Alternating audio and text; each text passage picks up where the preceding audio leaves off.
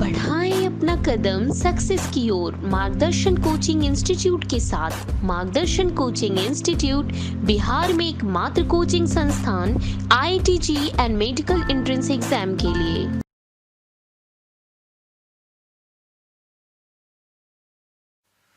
Good morning students.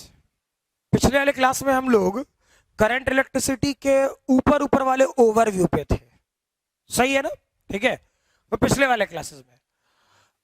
आज वाले portion में अब जहां से एक मतलब आज लेक्चर में एक सीधा सीधा एक स्ट्रेट फॉरवर्ड बात, क्लियर? जेई मेन हो या जेई एडवांस, क्लियर? कोई भी एग्जाम हो, शुरुआत वाले पोर्शन तो बड़े आसान है अभी के लिहाज से, लेकिन जब भी हम आगे बढ़ेंगे तो इस वाले थियोरेटिकल लैंग्वेज से मतलब मीनिंग ये कि आज वाले क्लास में मैक्सिमम पार्ट तो थ्योरी ही हो रहा होगा। इसके बाद ही कुछ न्यूमेरिकल की बात हम लोग सोचेंगे या करना शुरू करेंगे। 2 लेक्चर तो कंफर्म, ठीक है। थोड़ी मोड़ी न्यूमेरिकल्स आएगी तो उसका कोई बहुत बड़ा औचित्य नहीं है अभी, क्लियर? लेकिन हम उस पर लास्ट जाते जाते तक आज न्यूमेरिकल में पहुंच जाए, सही है ना? तो एक फील कराने के लिए पहले बोल दे रहा हूं, ठीक है, इसके थ्योरेटिकल एस्पेक्ट से शायद जेई मेन हो या जेई एडवांस या फिर कोई भी इंजीनियरिंग कॉम्पिटिटिव एग्जामिनेशन, क्लियर, वो आपसे एक क्वेश्चन पूछेगा ही पूछेगा, ये फिक्स्ड है, क्लियर? ठीक है। जनरली वो करंट डेंसिटी और ड्रिफ्ट वेलोसिटी के थ्योरेटिकल लैंग्वेज का यूज करके एक क्वेश्चन कहीं ना कहीं शायद हर एक साल या हर एक अल्टरनेट ईयर पूछता ही है, ठीक है। थ्योरी ही है, कॉन्सेप्चुअल है, कोई टफ पार्ट नहीं है, आसान है, ठीक है। इत्मीनान से समझेंगे। स्टार्ट करें, दैट इज फिर से वही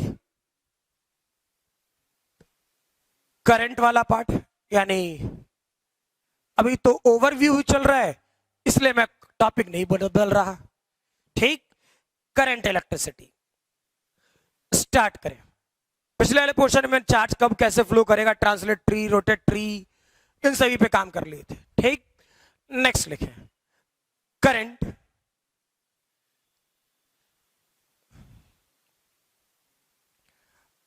आर mainly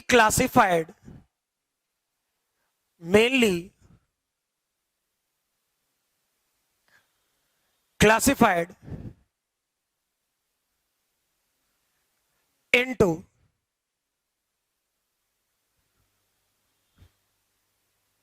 2 types, ठीक है। पहला क्या करेंगे, डीसी, क्लियर? डीसी यानी डायरेक्ट करंट, समझ मारी बात? Direct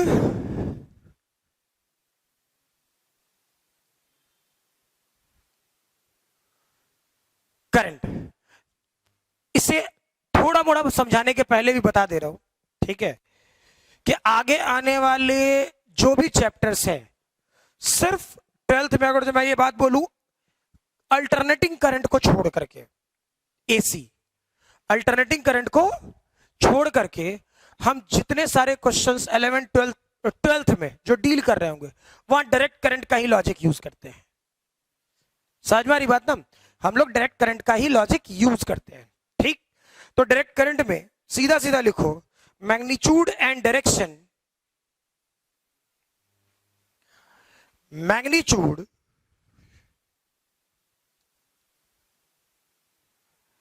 and direction does not change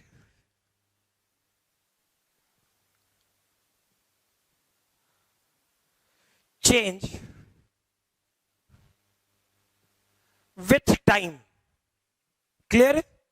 इसमें जो एपरेटस यूज करते हैं, ठीक है, उसे बोला जाता है बैटरी और सेल, ठीक है। समझ में आ रहा बात? यानी मीनिंग नॉर्मल सी लॉजिक। दो तरह के करंट पढ़ने हैं हम लोग को, और जैसे जैसे आगे बढ़ते जाओगे ना, ठीक है, वैसे वैसे इसकी पिक्चर क्लियर होगी। क्योंकि इसको समझने के लिए आपको 4 से 5 चैप्टर पढ़ रहे हैं बीच में, छोटे बड़े, सही ना, छोटे बड़े आपको 4 से 5 चैप्टर पढ़ने हैं। क्लियर? ठीक। तो भाई छोटे बड़े 4 से 5 चैप्टर हम ऐसे हवा में थोड़े पढ़ लेंगे, टाइम देना होगा उसके लिए। जैसे जैसे अंदर अंदर डेप्थ में इंटर करते जाएंगे वैसे से पिक्चर क्लियर होती जाएगी, है ना। अब जैसे वो एसी का रिमोट बैटरी लगाते हो ना, पेंसिल बैटरी वाला पार्ट, ठीक है, तो जहां जहां बैटरी है, टॉर्च चलाने के लिए बैटरी यूज करो, ठीक है, टीवी चलाने के लिए बैटरी का, वो रिमोट में बैटरी का यूज कर रहे हो। क्लियर? मैं ही अगर जो ये हेड क्या कहते हैं माइक लगा रखा हूं, इसके मशीन वाले पोर्शन में बैटरी लगी पड़ी है, ठीक है, चार्जेबल बैटरी है। क्लियर? लेकिन सीधा साधा हिसाब, जहां पर आपको ये बैटरी वाला फील कराए, बैटरी सेल, ठीक है, डायरेक्ट करंट होगा। समझ वाली बात कि अगर जो मैं बैटरी और सेल की बात करूं, ठीक है, तो सीधा सीधा मतलब ये कि मैं बोल रहा हूंगा डायरेक्ट करंट की बात कर रहा हूंगा। क्लियर ना? ठीक है, समझ वाली बात।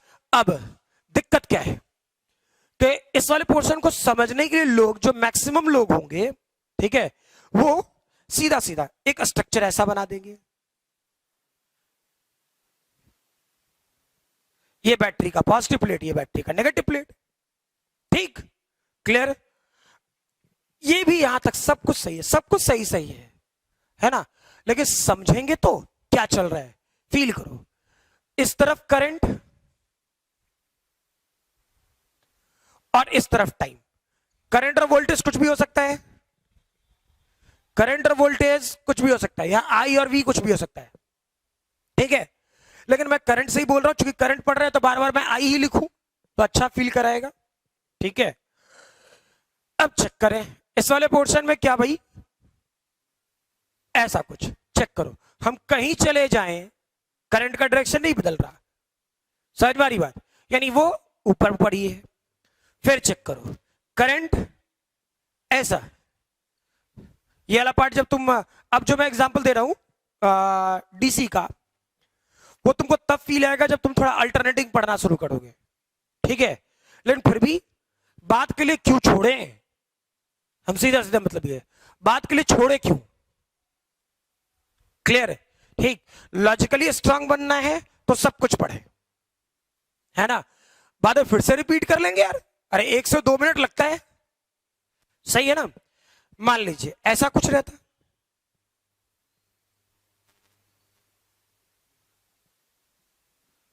क्लियर है, यानी चेक करो ये पॉजिटिव ही है सारा, सिर्फ एक ही फेज में है। अभी मैंने फेज का एक लैंग्वेज बोला है, फेज बोला है मैंने, ठीक। तो सब कुछ एक ही फेज में है, जब फेज चेंज करेगा तो अल्टरनेटिंग होगा।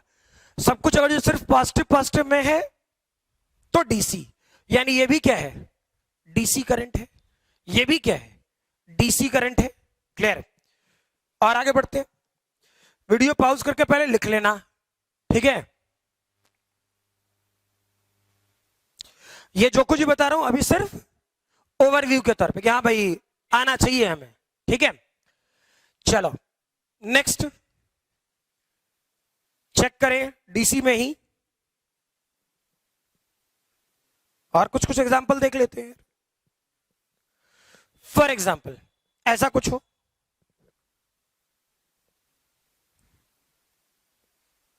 कुछ इस टाइप का, ये वाला पोर्शन करंट, इधर टाइम, ठीक। मे भी ऐसा हो,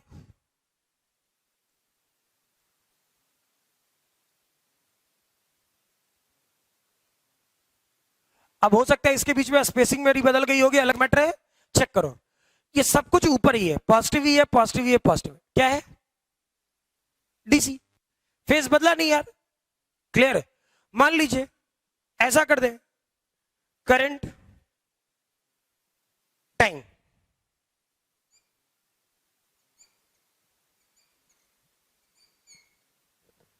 क्लियर है। तो ये भी क्या है, सिर्फ पॉजिटिव वाले पार्ट में ही है, सही है ना, क्लियर है। फॉर एग्जाम्पल कोई ऐसा कह दे, कभी कभी लोग कंफ्यूज हो जाते हैं जिसे मैं भी बोल रहा हूं, ठीक, बता दे रहा हूं, कंफ्यूजन नहीं आना चाहिए।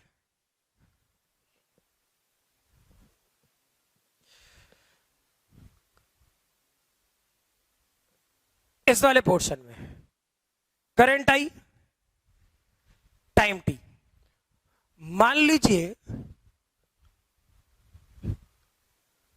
इस लाइन के अबाउट ग्राफ ऐसा हो, कुछ भी,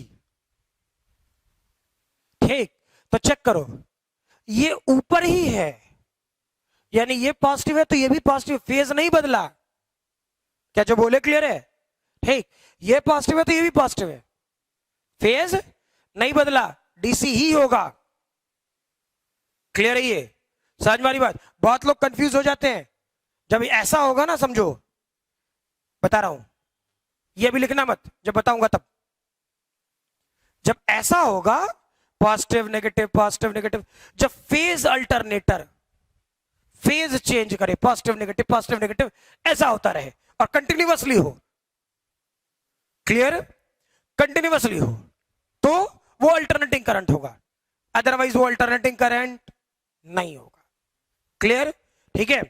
चलो वीडियो पॉज करो और फटाफट जितने ग्राफ बताए वो लिखो जल्दी में।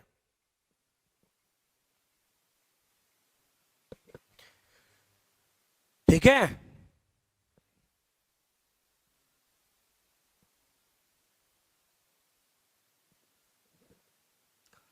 हो गया क्या, चलिए भाई दूसरा पॉइंट लिखें,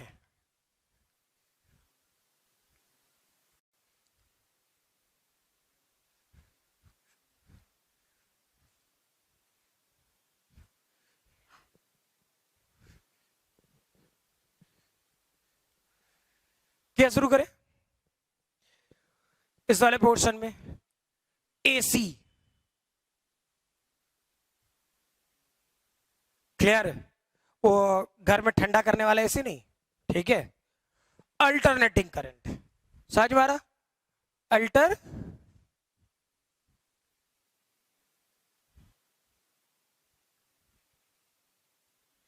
अल्टरनेटिंग करंट, समझ में आ रही बात, ठीक है। तो इसमें क्या होगा, लिखेंगे इसमें, if current is periodic, if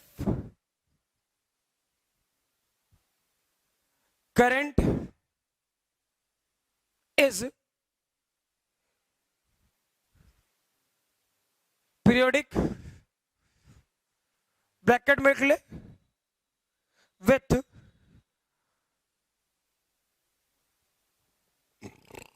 constant amplitude,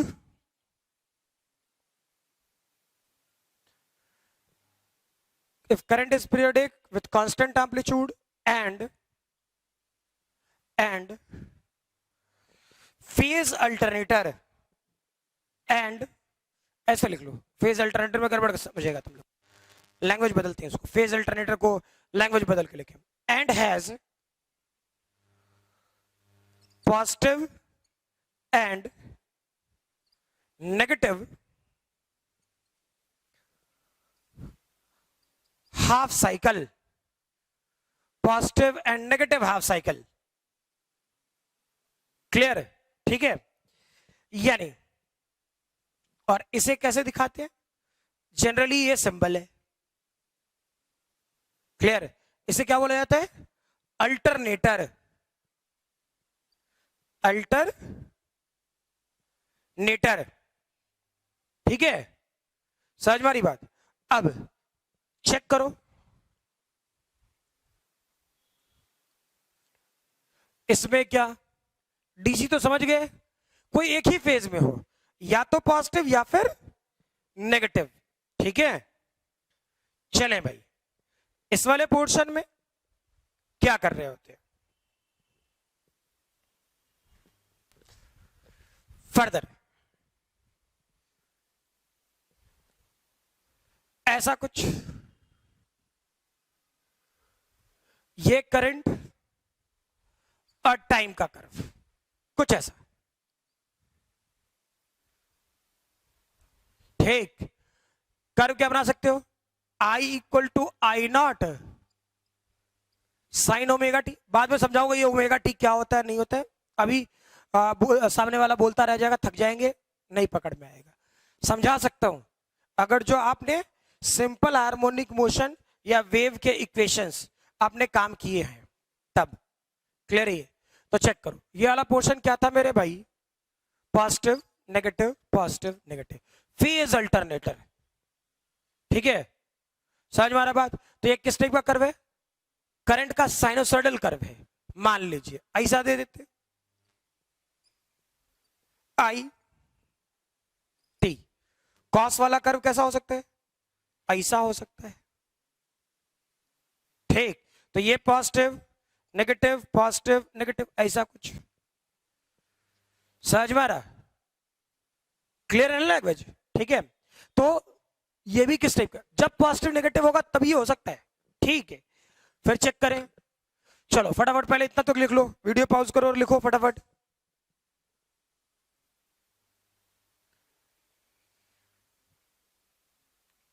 ठीक है, हो गया? चलो भाई फर्दर इसी में थोड़ा और एक दो ग्राफ देख ले। पर ध्यान रहना चाहिए नहीं कि हाँ भाई पता नहीं है कि क्या होता है, फिर तो जब आगे पढ़ेंगे तो क्लियर होगा ही पिक्चर की पढ़ क्या रहे। फिर चेक करो, मान लीजिए ऐसा हो, ये करंट ये टाइम, कुछ इस टाइप का ग्राफ।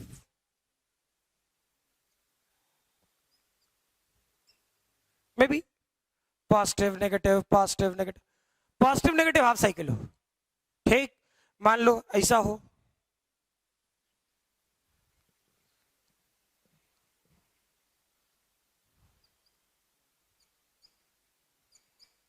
ठीक, यानी पॉजिटिव नेगेटिव ऐसा हो। नहीं आया? क्लियर है? ये समझ में आ रही बात? इसे स्क्वायर टाइप या रेक्टेंगुलर टाइप भी कभी कभी लिखा हुआ मिल जाएगा। ठीक है, इसे बोला जाता है short tooth type, short tooth. Clear है? तो ये वाला पार्ट वैसा होगा। ठीक, नाम है अलग अलग, उससे छोड़ो, सीधा सीधा जब अल्टरनेटिंग करंट पढ़ेंगे तब तो ये सारी चीजें आएंगी ही आएंगी। ठीक है, ये सारी चीजें आएंगी, लेकिन आपको जब हम काम करें सिर्फ एसी और डीसी को सोचने पर, ठीक, तो एसी में क्या कांस्टेंट एम्पलीट्यूड होना चाहिए और फेज अल्टरनेटर होना चाहिए, यानी पॉजिटिव नेगेटिव होता रहना चाहिए। समझ में आ रही बात? ठीक, डीसी में क्या होना चाहिए, एम्पलीट्यूड सेम होगा ही होगा, साथ साथ फेज चेंज ना हो। क्लियर है? ये फेज चेंज ना हो। क्लियर है? समझ में आ रही बात? ठीक है, यानी सोचो अभी मैंने एग्जांपल क्या दिया था, वो टीवी का रिमोट, एसी का रिमोट। ठीक है, जैसे मैं इसमें माइक पे बात कर रहा हूं तो इसके जब मशीन में लगा पड़ा है वो, ठीक है, फिर वही बात बोल रहा हूं कि है तो चार्जेबल बैटरी, लेकिन है तो बैटरी ही ना, है तो बैटरी ही ना, डायरेक्ट करंट। ठीक है, अब अल्टरनेटिंग करंट कहां, जैसे मान लो घर में लाइट कैसे लाता होगा, ट्रांसफार्मर से लेके आ रहा है, और छोड़ना ट्रांसफार्मर से, ठीक, बेसिक कहां से डेवलप हुआ होगा, थर्मल पावर प्लांट से। इलेक्ट्रिसिटी का जनरेशन कहां हो रहा है, थर्मल पावर प्लांट से। तो थर्मल पावर प्लांट से आपके घर तक जो पहुंच रहा है वो किस टाइप का करंट है, अल्टरनेटर है, अल्टरनेटिंग करंट है। क्लियर है लैंग्वेज? ठीक है, चलो वीडियो पॉज करें और लिखें फटाफट।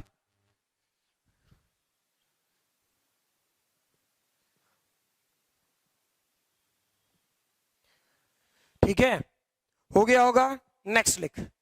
मान लो कोई बोल दे, आगे चल करके सर्किट अरेंजमेंट तो पढ़नी ही है ना, ठीक है, कि बोल देगा आपसे कि आपको एसी से डीसी, डीसी से एसी। क्लियर है, समझ में आ रहा? तो चेक करें, याद रखना नाम के तौर पे कि दैट इज, अगर जो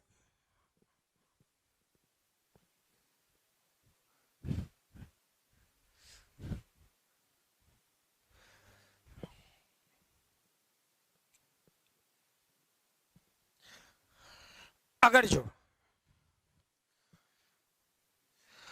हमको डीसी करंट से एसी करंट चाहिए, समझ में आ रहा? डीसी से एसी करंट चाहिए, तो जो एपरेटस यूज करेंगे उस एपरेटस का नाम होगा रेक्टिफायर। समझ में आ रहा बात? जिसे हम लोग पढ़ेंगे सेमीकंडक्टर में। समझ में आ रहा? इस टॉपिक को पढ़ रहे होंगे लोग सेमीकंडक्टर में। क्लियर है ना? वैसे ही अगर जो हमको एसी टू डीसी चाहिए, क्लियर, तो इसे यूज करेंगे, जो एपरेटस यूज करते हैं वो है इन्वर्टर। क्लियर है ये? ठीक है, एपरेटस का नाम कभी कभी पूछा है, तो इस चीज का ध्यान रखेंगे सभी लोग। ठीक है, लिखें इसे। हो गया? चलो भाई, नेक्स्ट क्वेश्चन लिखोगे, लिखोगे in a Bohr's atomic model, atomic model, electron is pictured, मतलब देखा गया। ठीक है, electron is pictured, bourse atomic model for hydrogen atom, ऐसा लिखो, for hydrogen atom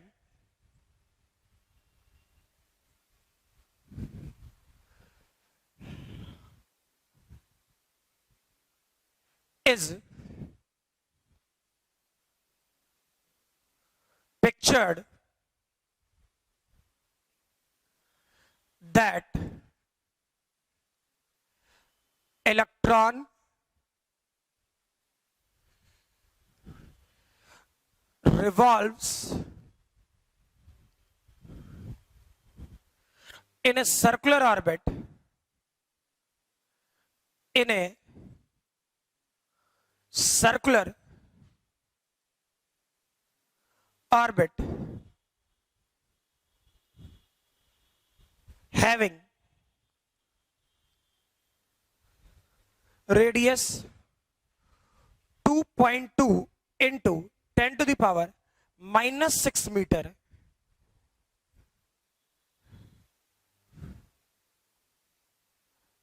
and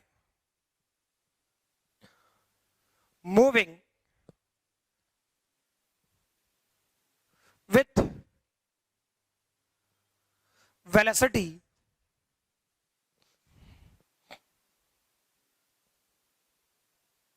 2 into 10 to the power 6 meter per second, 2 into 10 to the power 6 meter per second, then find the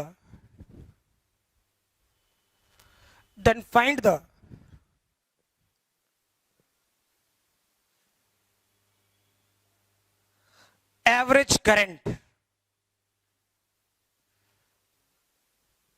ठीक है, चलो वीडियो पॉज करें और बनाएं।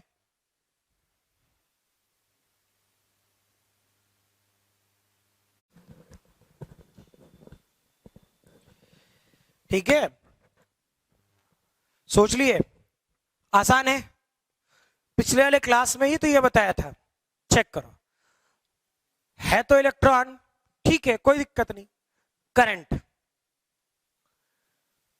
क्या था? फॉर एग्जाम्पल ये वाला part radius R, charge Q, velocity V, यही तो बताए थे। तो क्या बताए थे? Time taken to complete the one revolution. ठीक, तो टी की वैल्यू क्या बताए? 2 pi R divide by V. ठीक है, करंट क्या होता? Q divide by T. तो चार्ज के जगह ई और टाइम के जगह 2 pi R divide by V. Clear? यानी इसे क्या लिख लेंगे? E into V divide by 2 pi r. सही है ना? क्लियर? तो चेक करें क्या था, सोचें। अब वैल्यू ही तो पुट करना है, नहीं कर सकते क्या? इलेक्ट्रॉन पे 1.6 इंटू 10⁻⁻19 कूलम। नेगेटिव पॉजिटिव तो खैर अलग है, मुझे मैग्नीट्यूड चाहिए करंट का, इसलिए मैं ऐसा बोल रहा हूं, है ना। और वेलोसिटी क्या दे दिया? वेलोसिटी दे दिया तेरे पास 2 इंटू 10⁻6 मीटर पर सेकेंड। ठीक है, रेडियस तो चेक करें, क्या ये वाला पोर्शन 2, ये वाला पोर्शन 3.14 और रेडियस की वैल्यू 2.2 इंटू 10⁻⁻6। ठीक है, छोटे छोटे क्वेश्चंस होंगे, थोड़े कैलकुलेटिव होंगे। ठीक है, इसलिए कैलकुलेशन तो कर सकते हो, कोई भारी भरकम तो नहीं है ये। ठीक है, चलिए लिखिए इसे।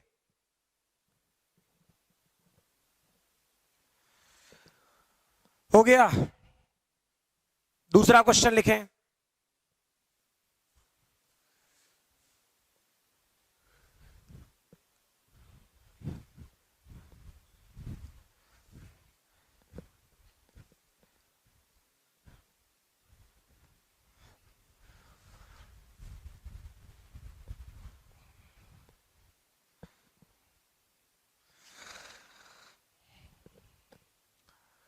लिखोगे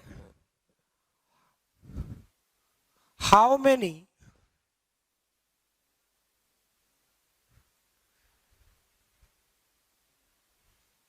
electrons flow per second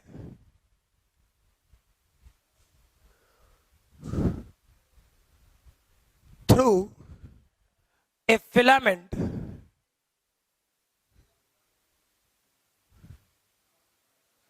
through a filament of 110 watt 110 watt 110 watt and 220 volt of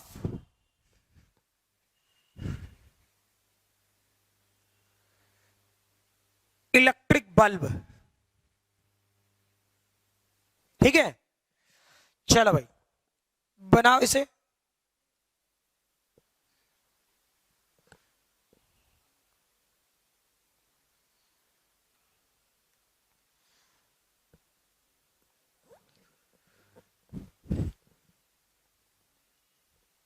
ठीक है,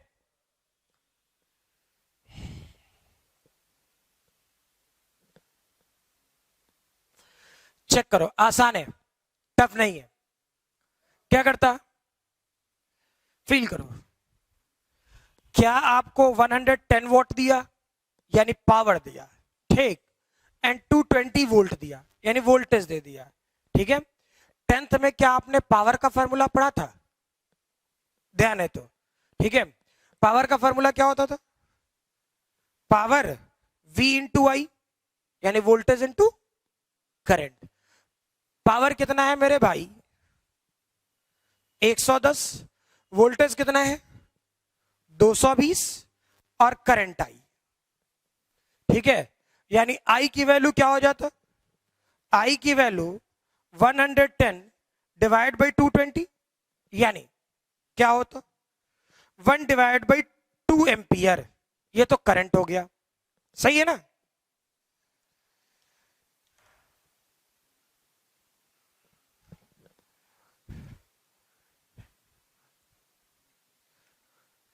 चेक करें इस वाले पोर्शन में।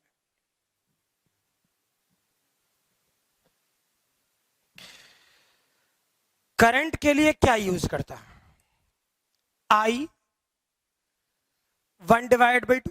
ठीक, फील करो, ये total charge divide by time divide by 2, यही ना होता।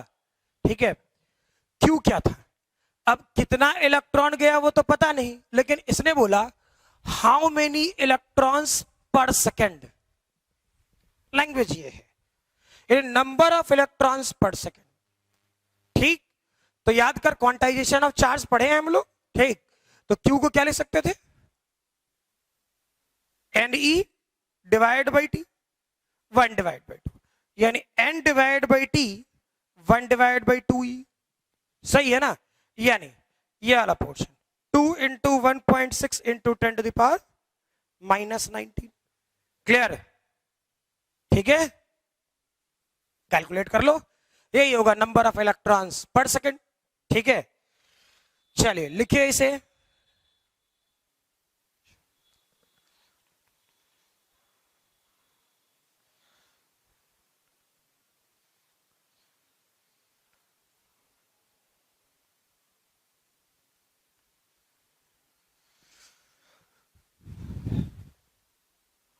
चलो हो गया, नेक्स्ट लिखो। नेक्स्ट टॉपिक लिखे, करंट डेंसिटी। करंट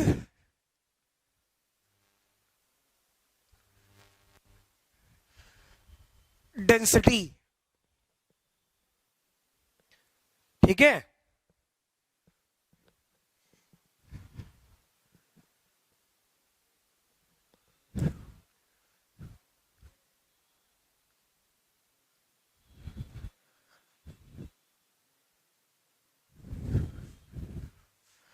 लिखोगे in case of flow of charge, in case of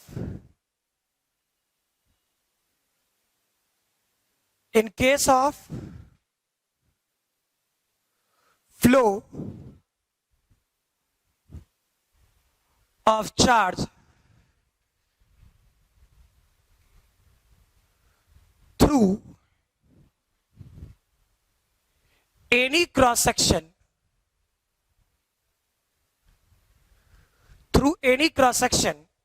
current density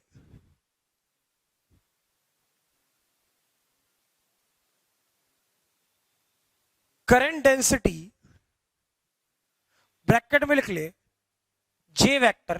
current density को दिखाने का तरीका है। ठीक, current density is defined as a vector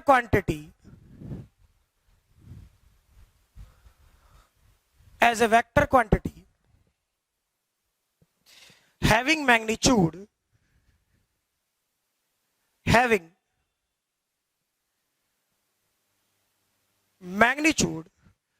current crossing through per unit area, current magnitude having magnitude ऐसा लिखो equal to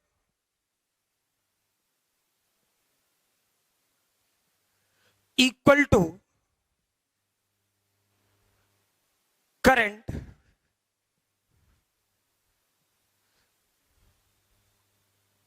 crossing per unit area and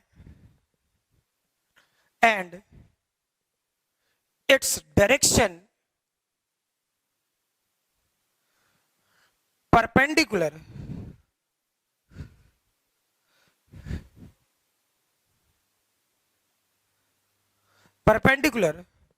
or normal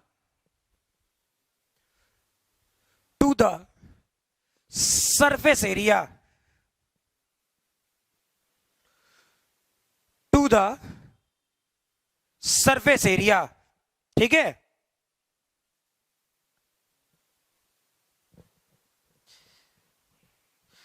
surface area to the direction of flow, normal to the surface area to the direction of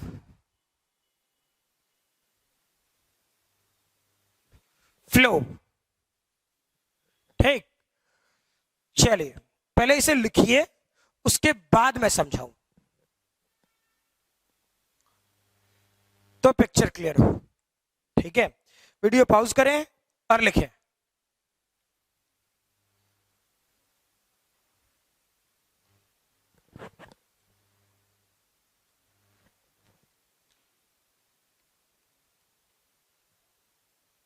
ठीक है, check करो। आसान है भाई, कोई tough नहीं। याद रखना हमें निकालना है करंट पर यूनिट एरिया, ठीक है, करंट पर यूनिट एरिया। इत्मीनान से सोचना।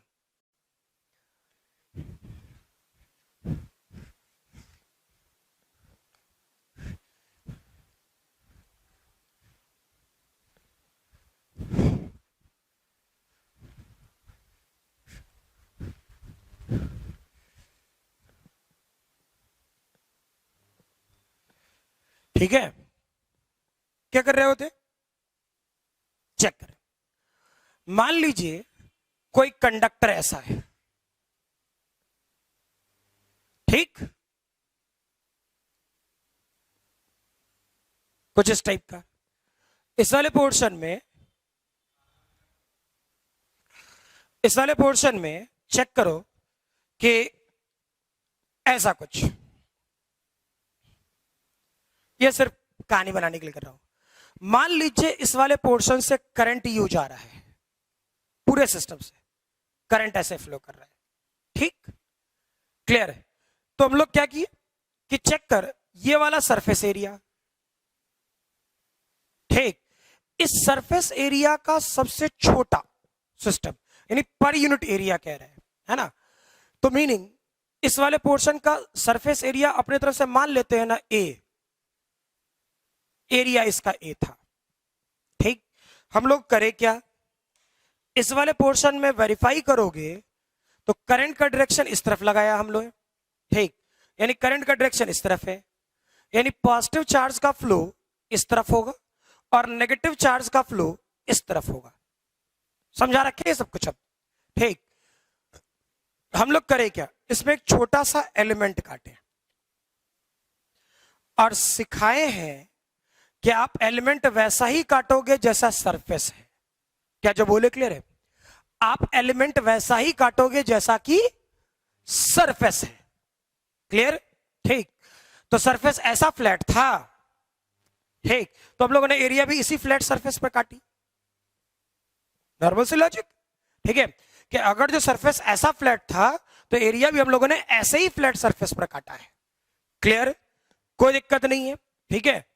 तो चेक करें इस वाले पोर्शन में करते क्या, वेरीफाई करो, यानी इसका एरिया वेक्टर किस तरफ, इस तरफ, ठीक, और एरिया वेक्टर क्या सोचे, छोटा सा वेक्टर डी है, एरिया का छोटा सा पार्ट डी है, ठीक, और इससे जो करंट फ्लो कर रहा होता वो भी पूरा करंट थोड़े फ्लो कर जाएगा, ठीक।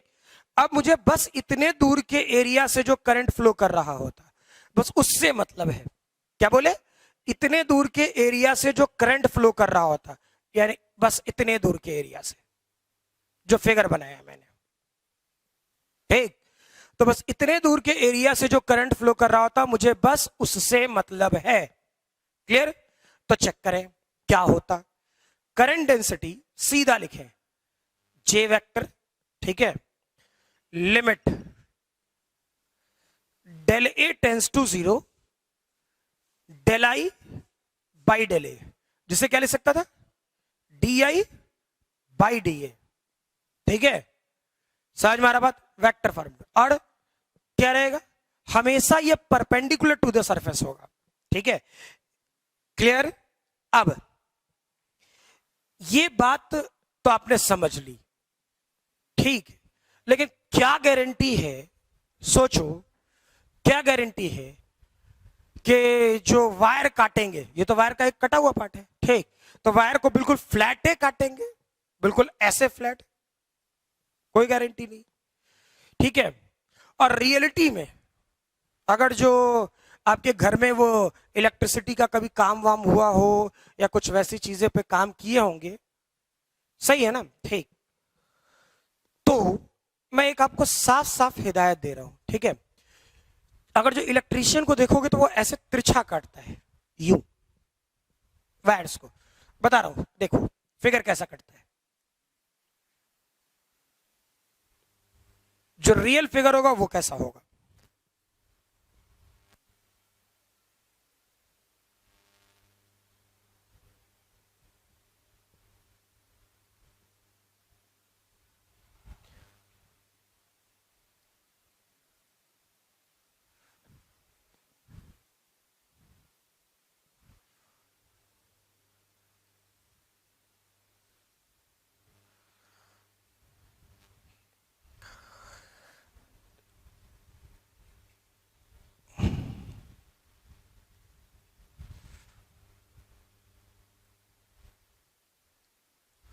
समझ में आया, फील करो, आसानी है, ठीक है। क्या ये सरफेस पहले कैसे काटे थे, ऐसे, यानी कहां काटे थे, यहां पर, ठीक। लेकिन जनरली जितने सारे इलेक्ट्रीशियंस हैं, ठीक है, जो समझदार हैं, जो इस टाइप से काम करते हैं या काम करना जानते हैं, ठीक है, वो जनरली काटेंगे सरफेस को तो यूं तिरछा काटेंगे, ऐसे, सही है ना, यूं तिरछा, क्लियर। तो तुम खुद फील करो, इसे मुझे अब फील मत करा, ठीक है। इस वाले पोर्शन में मुझे जब लिखना होगा मैं तो लिख ही दूंगा, है ना, लेकिन आप भी तो फील करो, ऐसे थोड़ी चलेगा यार। चेक करो, इस वाले पोर्शन में पहले वाला सरफेस एरिया ये वाला था,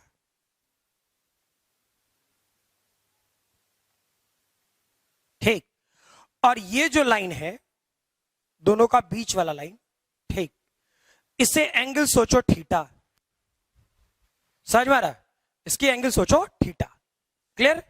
अच्छा, फील करें इस वाले पोर्शन में, इस वाले पोर्शन अगर ये छोटा सा एलिमेंट काटे, मानते हैं, ठीक, फील तो करना पड़ेगा ना कैसे कैसे काम करना है ना, तो और छोटा सा एलिमेंट काटे, क्लियर। तो छोटा सा एलिमेंट अगर जो काटे तो क्या होता, इससे तो डी आई छोटा सा करंट निकलेगा, नहीं, इस वाले पार्ट से एक छोटा सा करंट डी आई निकलेगा, गलत तो नहीं कह रहे, ठीक है। जैसे इस वाले, अब इतना बड़ा नहीं बनाया, क्या वो फिर और ज्यादा फिगर कॉम्प्लिकेटेड दिखेगा, ठीक, तो उससे बचने के लिए छोटा सा पॉइंट, छोटा सा करंट जा रहा होगा डी आई, ठीक। लेकिन अब तू खुद फील करना, अगर जो ये फ्लैट सरफेस है तो एरिया वेक्टर ऐसे था, ये फ्लैट सरफेस और परपेंडिकुलर, ठीक। अगर जो मैं इसे तिरछा करूं, यानी एरिया वेक्टर इस तरफ था, और जो मैं इसे यूं कर दूं तो क्या एरिया वेक्टर भी कुछ चेंज हो गया, पहले ऐसे फ्लैट था तो एरिया वेक्टर परपेंडिकुलर था, अच्छा, अगर जो इस वाले पोर्शन को मैं यू चेंज करूं, क्लियर, तो एरिया वेक्टर ऊपर जाएगा, यानी इस वाले फ्लैट सरफेस के लिए, कौन सा, जो तिरछा वाला फ्लैट सरफेस है, इससे एरिया वेक्टर डी ए इस तरफ होगा, और ये वाला एंगल थीटा, चेक करो ना, अरे जितना ये था तो जितना ये वाला फ्लैट सरफेस घूमा थीटा, उतना ही तो नॉर्मल भी घूमा, सही है ना, ठीक है। तो क्लियर है ये बात, ठीक है। तो अब चेक करें, फॉर एग्जाम्पल इस पूरे सिस्टम का अगर जो ये वाला पार्ट उठाते हैं, यानी ये जो मैंने छोटा सा एलिमेंट कहा था यू सोचने के लिए, ऐसे, ठीक, और इसका एरिया छोटा सा डी ए होता, ठीक, तो उसके चलते जो शेडो यहां बन रहा होता या जो नीचे वैल्यू आता इसके चलते, और जो वैसा है कोई भरोसा नहीं है तुम लोग का, कंफ्यूज हो जाता है जल्दी में, ये वाला पार्ट, क्या मैं डीए कॉस थीटा लिखूं? सोच लो, ठीक है। वेक्टर में projection of one vector to the other vector, ठीक है। तो इसका प्रोजेक्शन इसके लाइन के लॉन्ग, इसलिए मैंने होता है in the direction of flow. याद करना, स्टेटमेंट में लास्ट में लिखा होगा in the direction of flow, था ना मेरे भाई? ठीक है, तो फील करें क्या था। अब करंट डेंसिटी जे डिफाइन करना था, ठीक है। छोटे से एलिमेंट पे काम कर रहे हैं, तो करंट उससे क्या गया, डी आई, ठीक। तो D I divide by D A cos theta, यानी इसे क्या लिख सकते थे, फील करो, जे वेक्टर था, चलो ना मैग्नीट्यूड ऐसे लिखते हैं, ठीक है। और ये D A cos theta, D I, clear. Check करो इसे क्या लिख सकता था ईमानदारी से, क्या अगर जो यूज करें और इसे इंटीग्रेशन में लेके जाए और इसके भी करंट डेंसिटी और एरिया के बीच का एंगल थीटा, यानी आई की वैल्यू क्या जे, यानी छोटा सा डी आई की वैल्यू इंटीग्रेट करो ना करो, ठीक है, जे इंटीग्रेट करोगे तो ऐसे लिखोगे, क्लियर। इंटीग्रेट नहीं करोगे तो ऐसे लिखोगे, हाँ ना, कॉस थीटा ही तो है, सही है ना, ठीक है। लिख ले इसे, इत्मीनान से लिख लो, पहले वीडियो पॉज करके।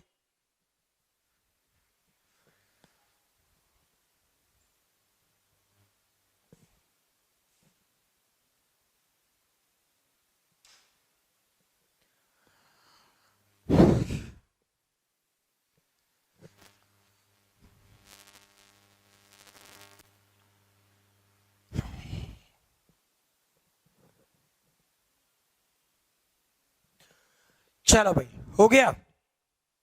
इसमें नोट करके लिखना शुरू करो।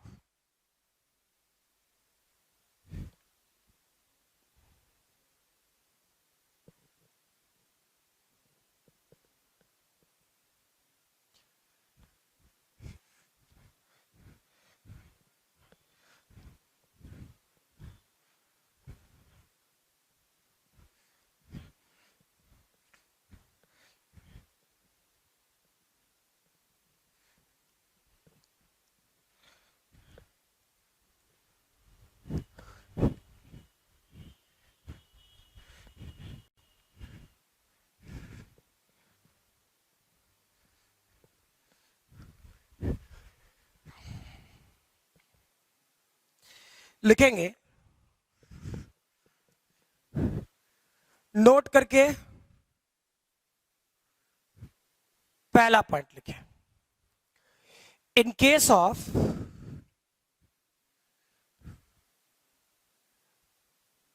Of flow of charge,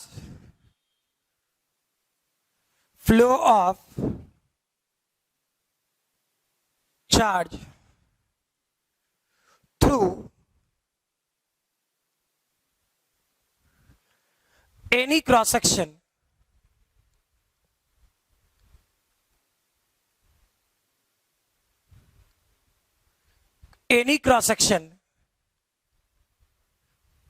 having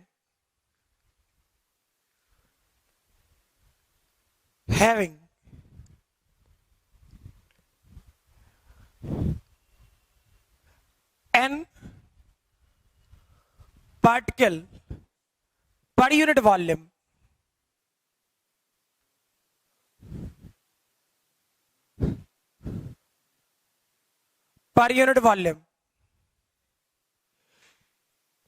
each having charge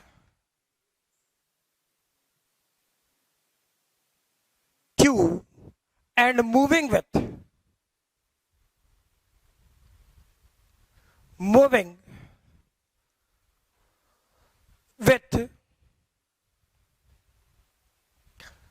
velocity v,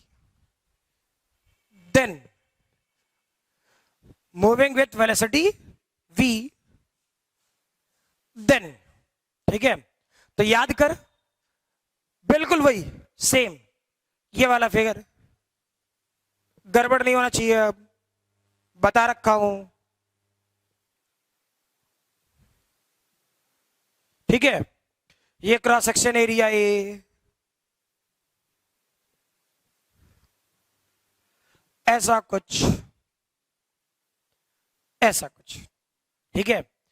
यहां से यहां क्या सिखाए थे, T equal to T, T equal to T plus del T.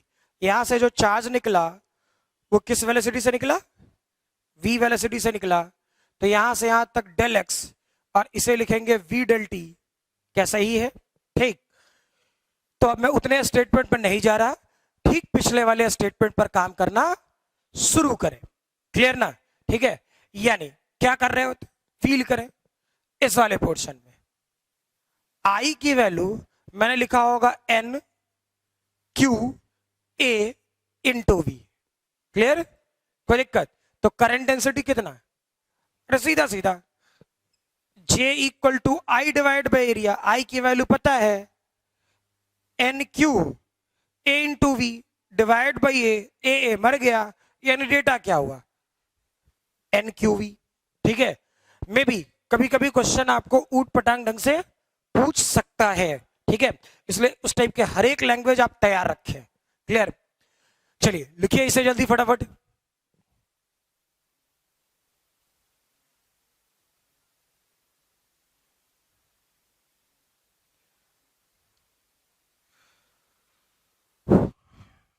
हो गया, चला भाई दूसरा पॉइंट लिखे इस सेक्शन में। दूसरे पॉइंट के लिए अगर जो यूज कर रहे होते तो क्या, आसान है और पता भी है आप लोग को। मान लीजिए कि कोई कंडक्टर है, ठीक, क्लियर, कोई भी कंडक्टर है।